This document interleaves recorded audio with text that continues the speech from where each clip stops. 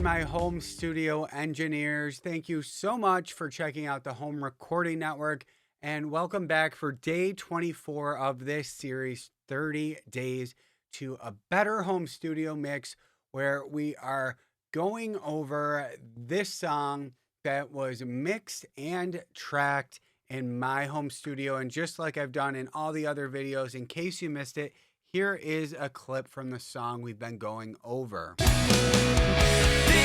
kings and queens, they all fall, they all fall. Headless back into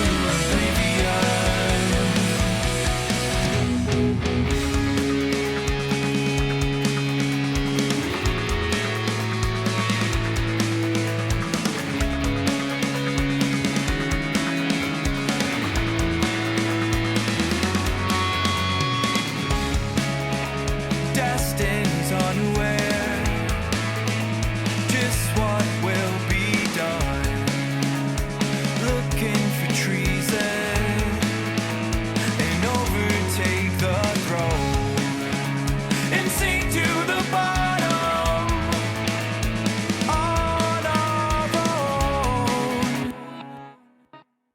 Now, today we're going to talk about some vocal compression. And while compression is used to create some volume consistency in our tracks, it can also be used almost as an effect to add some energy. So let's get into this right now, and I'll walk you through some compression settings that I would typically use in my mix.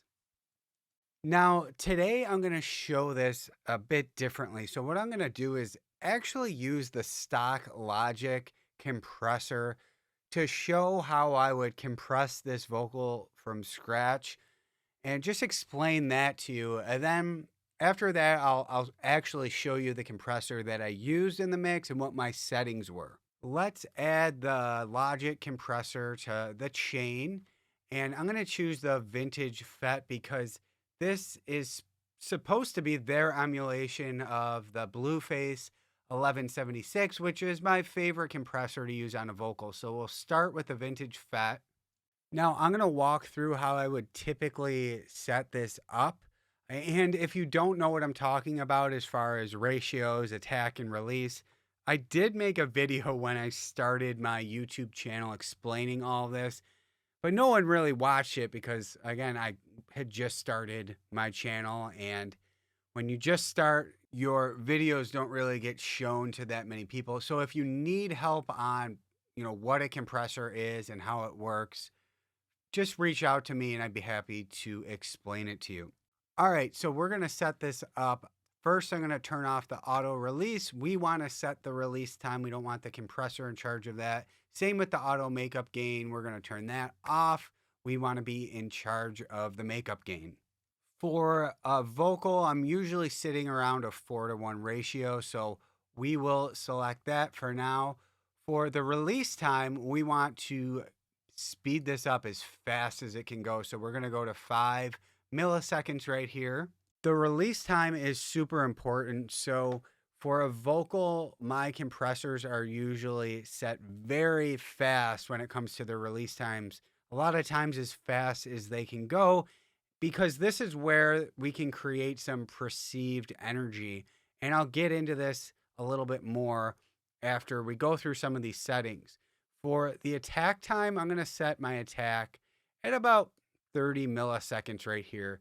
We can start there. And again, after we do some compression, I'll show you how you can almost shape the tone of the singer a bit more with these settings. The knee, we're just going to leave on the default setting. Most of the compressors I use don't even have a knee knob on them, so we're just going to forget about that.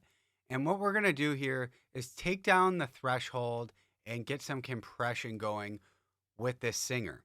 So let's dial in some compression, and then I'll also turn up the makeup gain to get the signal to be as loud as it was before we compressed it. So I'll just solo the vocal here.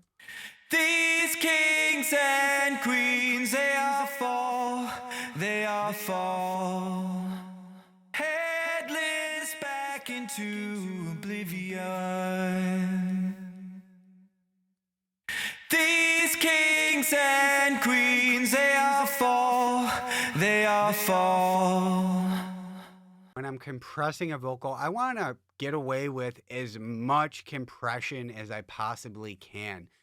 So you saw I just took down the threshold as far as it can go. So we're getting the maximum amount of compression that we can. And this does not sound bad at all.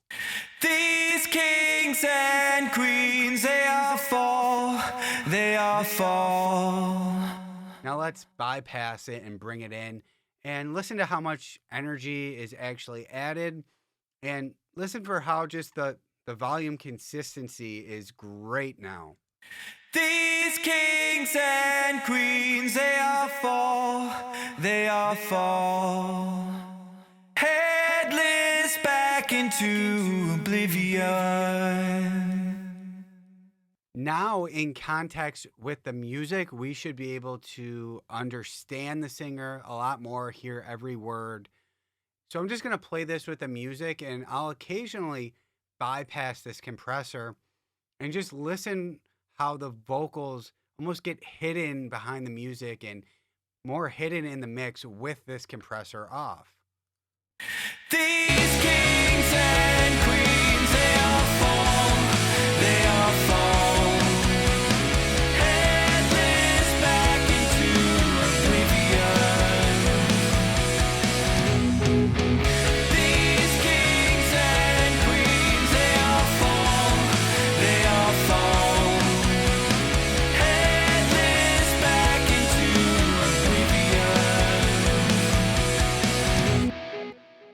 The vocal does not sound bad with the compressor off, but this is just giving our vocal the little push it needs to just sit on top of the mix even a bit more so that we can hear every word the singer is singing. Now, if you want an even smoother and more transparent compression sound, then we can change up the attack and release a bit. But for me, honestly, when I'm mixing rock music, I want the vocals to be as energetic as possible. But you might not necessarily be mixing this type of music. It might be, acoustic music or something like that.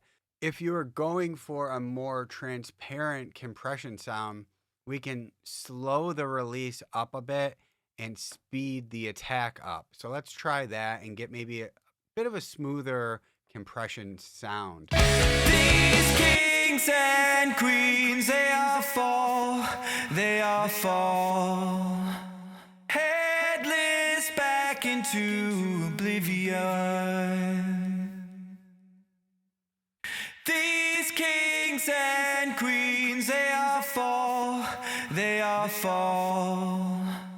Headless back into oblivion. Yeah, and for an attack setting on a vocal, it could be anywhere from, 5 milliseconds up to 30.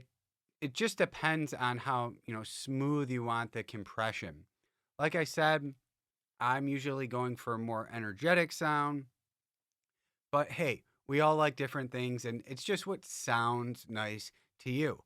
It's not going to ruin your song by changing this up by a few milliseconds.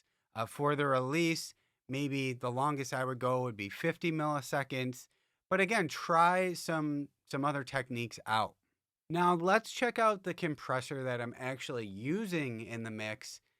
And this is the CLA 76. I love this compressor and I like compressors like this because it doesn't have milliseconds on it. I'm not worried about, oh, am I at 30 milliseconds attack time? No, it's whatever sounds good. So with this compressor, I can just focus on if the compression is sounding good and helping my vocals or if it's hurting it. Here we're at a 4:1 ratio. And on this compressor, you see this 1 through 7 for the attack and for the release. So the 7 is the fastest and the 1 is the slowest, if you didn't know that. So for a vocal, my compressor 100% of the time starts off at this setting, and I'll tweak from here if I need to, but this is a great vocal setting on this compressor. We have a medium attack, fastest release, And let's see how much compression we're getting here. These kings and queens, they all fall, they all fall. Headless back into oblivion. And again, I am driving into this compressor super hard. We're getting a ton of gain reduction. You guys might think that's too much, but it's really not.